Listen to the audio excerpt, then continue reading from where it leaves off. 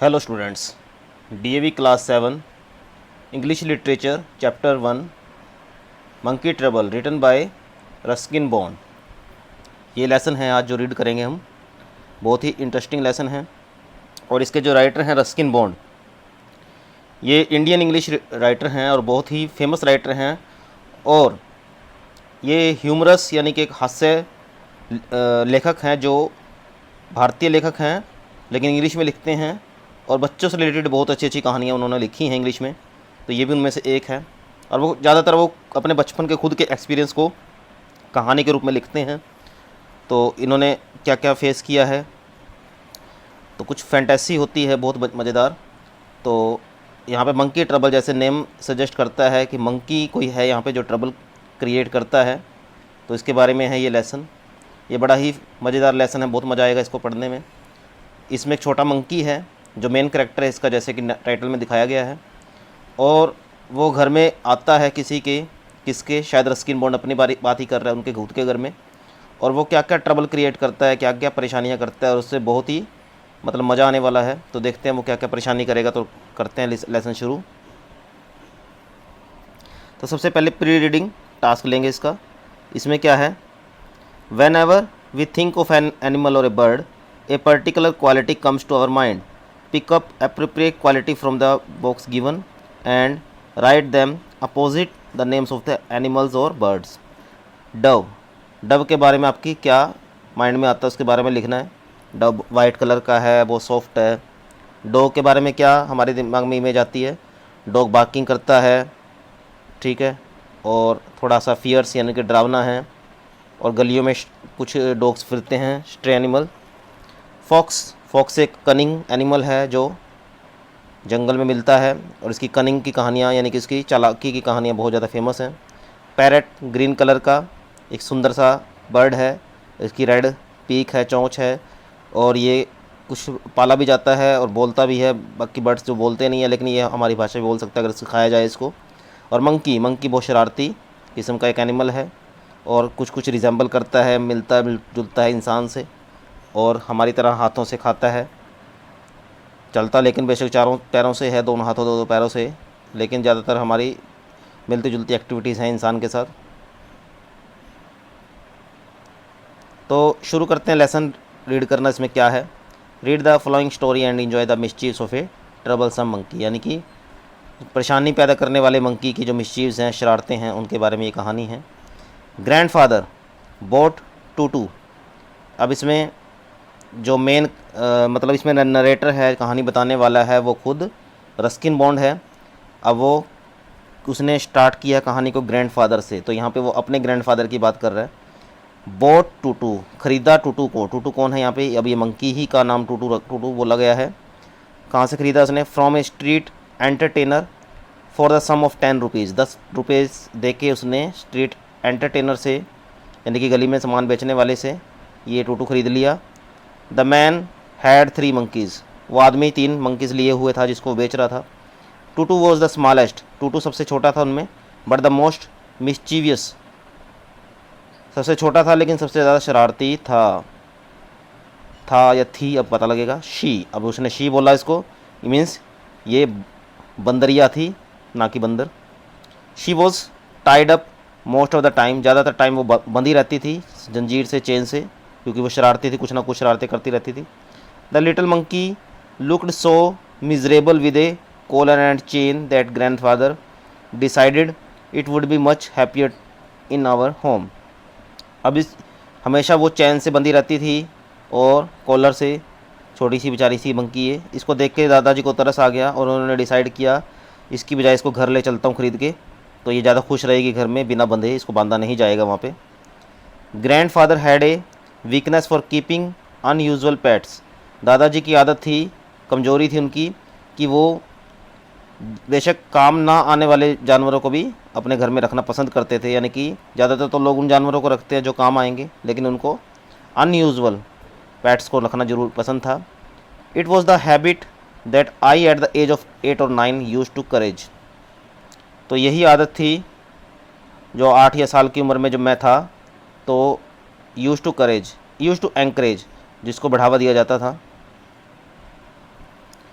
Grand mother at first objecting to having monkey in the house. घर लेके आए तो टूटू को, तो दादी गुस्सा हो गई। तो दादी ने ऑब्जेक्शन किया कि इसको, मंकी को घर में नहीं रखा जाए। You have enough pets as it is, इसके जैसे तुम्हारे पास पहले से बहुत सारे पेट्स हैं। ये देखो पिक्चर में इतने सारे पेट्स रखे हुए पहले से, और सब किसी काम के नहीं सारे हैं। She said referring to the grandfather's goat several white mice and small tortoise. इशारा करते हुए उसने कहा, एक बकरी, दादाजी की लाई हुई बकरी, कुछ सफ़ेद चूहें और एक छोटा सा खरगोश, सॉरी कछुआ यहाँ पे था, टॉर्टॉइज। तो उसको देख के उन्होंने इशारा किया कि ये तुमने पहले लाए हुए हैं, तो इसको कहाँ रखोगे अब। उसको दादी ने ऑब्जेक्ट किया। But I don't have any, I said, लेकिन मेरे पास कोई भी बंदरिया नहीं है। I said you are wicked enough for 2 monkeys, 1 boy in the house is all I can take.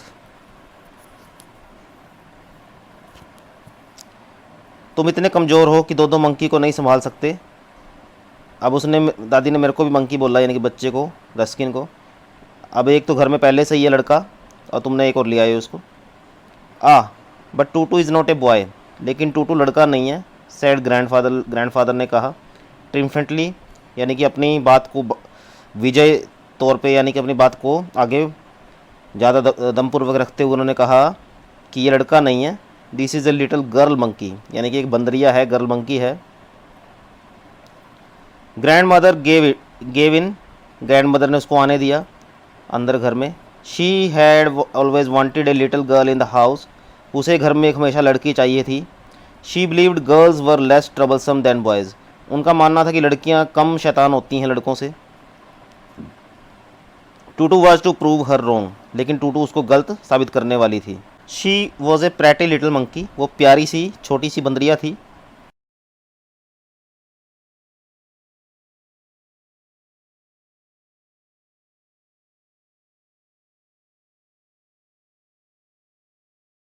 Her bright eyes sparkled with mischief beneath deep side set eyebrows, उसकी शरारत भरी आँखें उसकी गहरी आईब्रोज के नीचे साफ दिखाई देती थी, चमकती हुई आँखें। एंड हर टीथ, और उसके जो दांत थे, विच वर पियरली वाइड, मोतियों की तरह सफ़ेद थे, were often revealed in a grin that frightened the wits out of Aunt Ruby, whose nerves had already suffered from the presence of grandfather's python in the house of Lucknow। इसका क्या मतलब है कि जो उसके दांत थे वो दिख जाते थे, मतलब चमकते हुए, लेकिन वो और ज़्यादा मतलब डराते थे वो। और सबसे ज़्यादा किसको डराते थे? आंट रूबी को। यहाँ पे कोई आंट रूबी है, रस्किन की आंटी को, ये रूबी, उसको वो डराते थे। और जो पहले से ही डरी हुई थी किससे? ग्रैंडफादर का जो पालतू एक पाइथन था, एक अजगर का बच्चा था, जो उन्होंने लखनऊ वाले घर में पहले रखा हुआ था, और वहाँ पे वो आंट रहती थी, वो उससे पहले डरी रहती थी। और अब but now this was Dehra, और यहाँ पे देहरादून में, my grandparents house and aunts and uncle had to put up with our pets. लेकिन यहाँ पे तो उन्होंने और जानवर रख लिए थे ग्रैंड पेरेंट्स ने। इनके घर में तो आंट्स और अंकल्स को जो भी रहते थे उन्हें पुट अप विद, यानी कि एडजस्ट करना पड़ता था इन पेट्स के साथ, यानी रहना पड़ता था इतना डरने के बाद भी। वन डे आंट रूबी टूक अस ऑल बाय सरप्राइज़, एक दिन आंट रूबी ने हम सबको सरप्राइज़ दे दिया, चकित कर दिया। She announced that she had become engaged, उन्होंने घोषणा की कि वो एंगेज हो चुकी है, यानी कि उन्होंने सगाई कर ली है। We had always thought that aunt Ruby would never marry, अभी तक हम ये सोचते थे कि आंट रूबी जो है कभी भी मैरी नहीं करेगी, शादी नहीं करेगी। She had often said herself, क्योंकि हमेशा वो ऐसा कहती थी। But it appeared that the right man had now come along in the person of Rocky Fernandes, a school teacher from Goa. लेकिन ऐसा लग रहा था कि एक सही आदमी उन्होंने मिल गया उनके लिए, और वो पर्सन कौन था? रॉकी फर्नांडिस, जो एक स्कूल टीचर था गोवा में। अब शायद उनको वो पसंद आ गया है। Rocky was a tall firm jawed and good नेचर्ड man, Rocky जो था एक लंबा फर्म जार्ड, यानी कि मजबूत शरीर वाला और अच्छा नेचर वाला व्यक्ति था। Who visited the house quite often, जो हमारे घर अक्सर आया करता था। And brought me chocolates and cashew nuts, और मेरे लिए चॉकलेट्स और कैजू नट्स लाया करता था। Of which he seem to have an unlimited supply, और ऐसा लगता था कि उसके पास इस चीज़ की अनलिमिटेड सप्लाई है जो मेरे लिए लगातार लाता था। ही also taught me several marching songs, और मुझे कई तरह के वो सॉन्ग्स भी सुनाता था, मार्चिंग सॉन्ग्स आर्मी वाले। Naturally I approved of Rocky, तो जाहिर सी बात है कि मुझे तो रॉकी को प्रूव करना ही था, तो मैंने तो प्रूव कर दिया, मुझे तो ठीक लगा ये। Aunt Ruby won my admiration for having made such a wise choice, तो आंट रूबी ने मेरी तारीफ़ की क्योंकि मैंने उनकी चॉइस को एक्सेप्ट किया था, सेलेक्ट किया था। One day I overheard them talking of going to the बाज़ार to buy an engagement ring। एक दिन मैंने उन्हें सुना कि वो बात कर रहे थे कि बाज़ार जाके वो एंगेजमेंट रिंग ख़रीदेंगे, तो ये बात मैंने उनकी सुन ली। I decided I would go along too, मैंने डिसाइड किया कि मैं भी साथ में जाऊंगा। But as aunt Ruby had made it clear that she did not want me around, लेकिन आंट रूबी ने पहले ही बात क्लियर कर दी कि उन्हें मैं अपने साथ नहीं चाहिए था, यानी कि वो नहीं चाहती थी कि मैं उनके साथ आऊँ। I decided that I had better follow at A discrete distance, तो मैंने डिसाइड किया चलो मैं उनके साथ नहीं जाऊँगा, लेकिन एक डिस्टेंस रखते हुए मतलब एक उचित मतलब एक प्रॉपर डिस्टेंस रखते हुए उनसे दूर रखते उनके साथ पीछे पीछे जाऊँगा, चेज़ करूँगा मीन्स उन्हें। To becoming aware that a mission of some importance was under way, तो टूटू को ऐसा लगा कि कोई जो मिशन है, जैसे मैं उनके पीछे पीछे थोड़े डिस्टेंस पे जा रहा था छुपता छुपाता, तो टूटू भी मेरे साथ थी, तो उसको लगा कि कोई इंपॉर्टेंट मिशन है जो अंडर वे यानी कि जाने मतलब किया जाना है, कोई मिशन पे जा रहा हूँ मैं, तो वो मेरे पीछे चल पड़ी। डिसाइडेड टू फॉलो मी, उसने डिसाइड किया कि वो मेरा पीछा करेगी। But as I had not invited her along, she too decided to keep out of sight, क्योंकि मैंने उसे मतलब इनवाइट नहीं किया था मेरे साथ चलने के लिए, यानी कि मैंने उसको कहा नहीं था, लेकिन तो इसलिए वो मेरी नज़रों से थोड़ा दूर होकर चलती रही मेरे पीछे पीछे।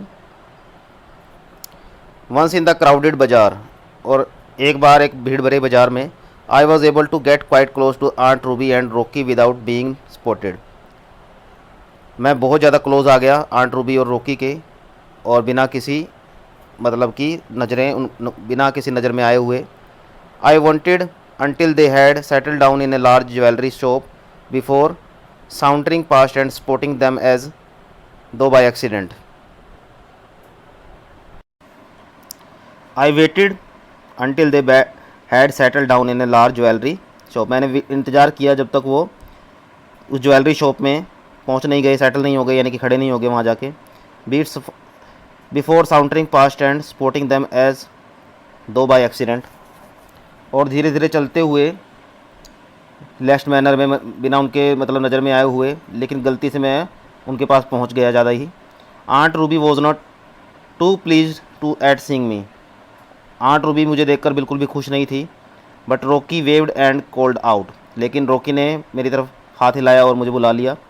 कम and join us, help your aunt choose a beautiful ring, आओ हमें ज्वाइन करो, अपने आंट की मदद करो ब्यूटीफुल रिंग को चूज़ करने में। The whole thing seem to be waste of a good money, अब मुझे रिंग वगैरह तो ज़्यादा पसंद नहीं थी, मेरे को क्या पता उस रिंग का, तो मेरे लिए तो ये वेस्ट ऑफ मनी था, यानी कि पैसा बर्बाद करने की जगह थी, पैसा दिया जा रहा था बिना मतलब के। बट आई डिड नॉट से सो, लेकिन मैंने ऐसा नहीं कहा। Aunt Ruby was giving me one of her most loving looks, और आंट रूबी इतनी नाराज़ थी, यानी कि इतनी अपसेट हो गई मुझे देख के, तो अब तक की सबसे मतलब अनलविंग लुक्स यानी कि नापसंद वाली लुक्स उसने मेरे को मेरी तरफ पास की।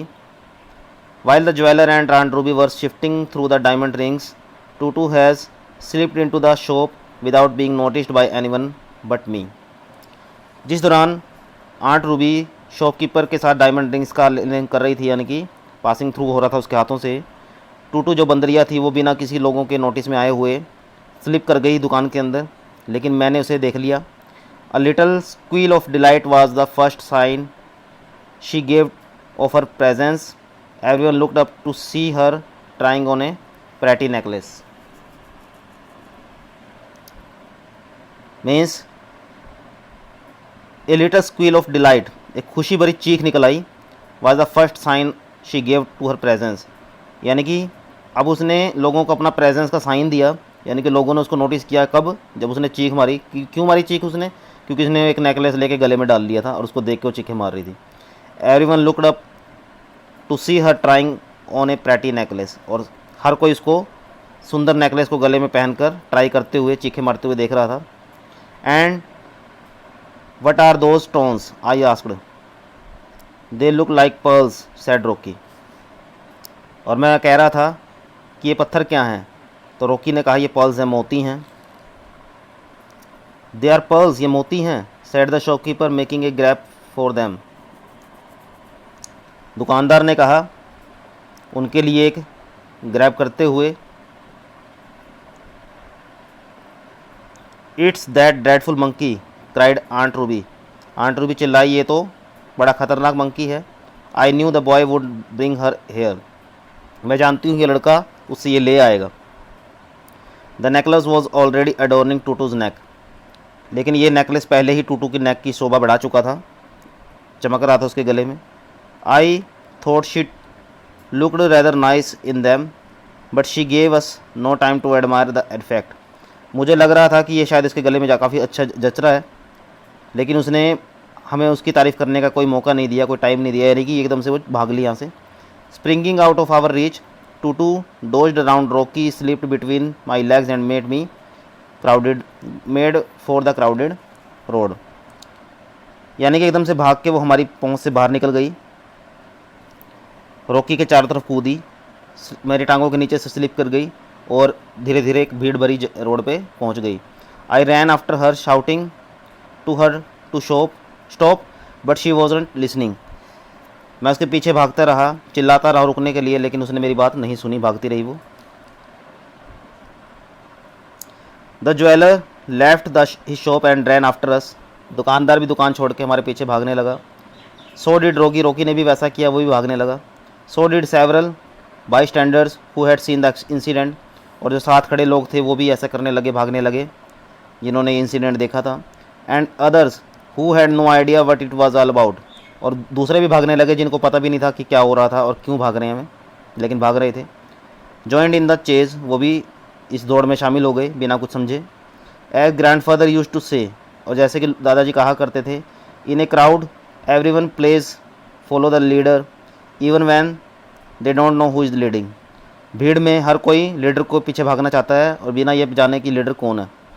Not everyone knew that the leader was Toto, और ज़्यादातर को ये पता भी नहीं था कि वो सारे बंदरिया के पीछे भाग रहे थे टूटू के, और भी हमने टूटू को पकड़ना है, किसी को ये भी नहीं पता था आदों को। Only the front runners could see her, केवल आगे भागने वाले लोगों को टूटू दिख रही थी और उसको पकड़ने के लिए भाग रहे थे असल में। She tried to make her escape speedier by leaping on the back of the passing scooterist, उसने बचने की कोशिश की बड़ी तेज़ी से, और साथ में जा रहे एक स्कूटर वाले के गोद में जाके बैठ गई। The scooter sword into a fruit stall, और जो स्कूटर था स्वर यानी कि साइड में एकदम से हो लिया वो, उसका धक्का लगने से बंदरिया का, और एक फ्रूट स्टॉल में जाके टकरा गया। And came to a standstill under a heap of bananas, और जल्दी ही एक बनाना के ढेर में रुक गया उसे टकरा के, एकदम से मतलब कि होच पोच हो गया वहाँ पे। While the scooterist found himself in the arms of an indignant fruit seller, और जो स्कूटरिस्ट था, जो चलाने वाला था, वो उछल के कहाँ गिरा, जो फ्रूट सेलर था मतलब फ्रूट बेचने वाले दुकानदार के हाथ में जा गिरा, बाहों में, और बड़ा गुस्से में था। टूटू पील्ड ए बनाना, टूटू वहाँ पे बनाना खाने लग गई, उसका छिलका उतारा। And ate part of it before deciding to move on, और इसका एक हिस्सा खा लिया और फिर से भागने के लिए तैयारी करने लगी। From an evening she made an emergency landing on the washerman donkeys, और वहाँ से मतलब जो दुकान का एक वो होता है, शेड होता है कपड़े वगैरह से बनाया हुआ, उस पे से कूदते हुए वो उसने इमरजेंसी लैंडिंग लगाई। उसके नीचे एक डोंकी खड़ा था वाशरमैन का, धोबी का, उसके ऊपर वो कूद गई। द डोंकी प्रॉम्प्टली पैनिक्ड, और जो डोंकी था एकदम से उसके ऊपर जब कुछ गिरा तो वो डर गया बुरी तरह से। And rush down to the road, और सड़क की तरफ भाग लिया। While bundle of washing fell fry by the wayside, और उसके कमर पे लदे हुए कपड़े जो थे, उसके बंडल जो थे, सड़क पे इधर उधर गिरने लग गए। The washerman joined in the chase, और गुस्से में जो वॉशरमैन था, धोबी था, वो भी लोगों के पीछे पीछे भाग लिया, चेज करने लगा। सब भागने लगे मतलब उसको पकड़ने के लिए, बंदरिया को। Children on their way to go to school decided that there was something better to do than attend classes. बच्चे जो साथ से जा रहे थे स्कूल में, उन्हें लगा कि स्कूल में क्लास अटेंड करने से ज़्यादा मज़ेदार यहाँ पे रुकना है, यहाँ पे देखना है ये सब कुछ क्या हो रहा है। विद शाउट्स ऑफ ग्ली, यानी कि एक्साइटमेंट वाली उनकी चिल्लाना था, चीख रहे थे में। दे सून ओवरटुक देयर पेंटिंग एल्डर्स, और हाँफते हुए जो बड़े लोग भाग रहे थे, हाँफ रहे थे, उनको उन्होंने ओवरटुक कर लिया, उनसे आगे वो भागने लगे बच्चे भी, यानी कि सब उस चीज़ में शामिल थे। Toto finally left the bazaar and took a road leading to the direction of the our house. Toto ने घर तो आना था हमारे, तो उसने जल्दी ही बाज़ार से निकल गई, वो छोड़ दिया बाज़ार, और वो सड़क ले ली जो हमारे घर की तरफ आ रही थी। But knowing that she would be caught, अब उसे लग गया था कि वो पकड़े जाने वाली है। And locked up once she got home, और जल्दी ही उसको घर में बंद कर दिया जाएगा। She decided to end the chase by ridding herself of the necklace, उसने उस दौड़ को रोकने की कोशिश की, उस नेकलेस से छुटकारा पाके, यानी कि नेकलेस को उतार फेंका उसने। Deftly removing it from her neck, तेज़ी से उसने अपने नेक से उसको उतारा। She flung it is in the small canal, उछाल दिया एक स्मॉल कैनल में, एक नाले में। That run down the road, जो सड़क के साथ साथ नाला था, एक कैनल थी, उसमें उसने फेंक दिया, उसको उछाल दिया। The jeweller with a cry of anguish plunged into the canal, दो ज्वेलर था, गुस्से से भरा हुआ था, बड़ा दुखी था, उसने वो जो था मतलब कूद गया उस नाले में आगे और पीछे की तरफ। सो डिड रोकी ने भी ऐसा किया, वो भी कूद गया। सो डिड आई, वैसा मैंने किया। So did several other people, और दूसरे लोगों ने भी ऐसा किया, सारे एक करके नाले में कूद गए। Both adults and children it was to be a treasure hunt, सभी बड़े और बच्चों के लिए एक ऐसा लग रहा था जैसे कोई खजाना लूटने जा रहे हों, खजाना ढूंढने जा रहे हो नाले में से। सम 20 मिनट्स, 20 मिनट ढूंढने के बाद रॉकी शाउटेड, रॉकी चिल्लाया, आई हैव फाउंड इट, मुझे मिल गया। Covered in mud, water lilies, ferns and tadpoles, कीचड़ से भरा हुआ था, वाटर लिलीज यानी कि पानी की जो मक्खियाँ थी उनसे लदा पड़ा था वो, फर्न्स एंड टेडपोल्स यानी कि जो मेंढक वगैरह थे या जो पानी के जानवर थे वो सब उसके ऊपर लिपटे पड़े थे, वो दिखा रहा था उससे लिपटे हुए, मुझे ये मिल गया। वी अमर्ज्ड फ्रॉम द कैनल, हम भी कैनल से प्रकट हुए, एकदम से निकल आए। And Rocky presented the necklace to the relieved shopkeeper, Rocky ने वो नेकलेस प्रेजेंट किया शॉपकीपर को जो अब राहत ले रहा था। Finally the ring was bought, आखिर में दुकान पे जाके वो रिंग खरीद ली गई। The engagement was announce, engagement announce कर दी गई। And the date was set for the wedding, और शादी की डेट फिक्स कर दी गई। सारा कुछ ये फ़नी इवेंट के कंप्लीट होने के बाद ये सब हो गया। अब शादी की डेट आ चुकी थी। A few days later before the wedding, लेकिन शादी आने वाली थी उससे कुछ दिन पहले की बात है ये। I found Toto in the kitchen helping the grandmother prepare the wedding cake, मैंने देखा कि टूटू जो थे ग्रैंड मदर की मदद कर रही थी किचन में केक बनाने में, जो वेडिंग केक था। Toto often helped with the cooking and when grandmother was not looking added herb spices and other interesting items to the pots. तो टूटू क्या कर रही थी, शरारती कर रही थी, वैसे तो हेल्प कर रही थी कुकिंग में, लेकिन ग्रैंड मदर जब नहीं देख रही थी तो उसमें उसने हर्ब स्पाइसेस और दूसरे इंटरेस्टिंग आइटम डाल दिए पॉट्स में, बर्तन में। I am not sure exactly what went into the wedding cake when grandmother was not looking, but I did spot Toto stirring in some red chilli sauce, bitter gourd seeds and generous helping of एड salts. मुझे पक्का पता नहीं है उसने क्या मिलाया था वेडिंग केक में जब ग्रैंड मदर उसको नहीं देख रही थी, लेकिन मैंने स्पॉट किया टूटू को स्टरिंग, हिलाते हुए, किसी चीज़ को मिलाते हुए, लाल मिर्च के सॉस को, कड़वे करेले के बीज को और अंडे के शेल्स को, छिलकों को उसमें ऐड करते हुए केक में मैंने नोटिस कर लिया था। यानी कि बड़ी अजीब अजीब चीज़ें वो मिला रही थी जब दादी उसको नहीं देख रही थी। It's true that some of the gates were not seen for several days after the wedding. ये पक्की बात है कि शादी के कुछ दिनों बाद तक गेस्ट कोई नज़र नहीं आया जिसने वो केक खाया था। But no one said anything against the cake. लेकिन किसी ने भी केक के खिलाफ कुछ नहीं कहा भी केक कैसा था। सभी चुपचाप खा के चले गए, दोबारा दिखे भी नहीं। The cake most of the people thought it had an interesting flavour. और ज़्यादातर का मानना यही था कि इस केक का तो फ्लेवर बिल्कुल ही अलग था, इंटरेस्टिंग था। यानी कि पता नहीं उसने क्या मिला दिया था उसमें। तो स्टूडेंट्स, आई होप आपको ये स्टोरी पसंद आई होगी। तो अगली कहानी के लिए और अगले लेसन के लिए मिलते हैं नेक्स्ट वीडियो में। तब तक के लिए बाय, थैंक यू।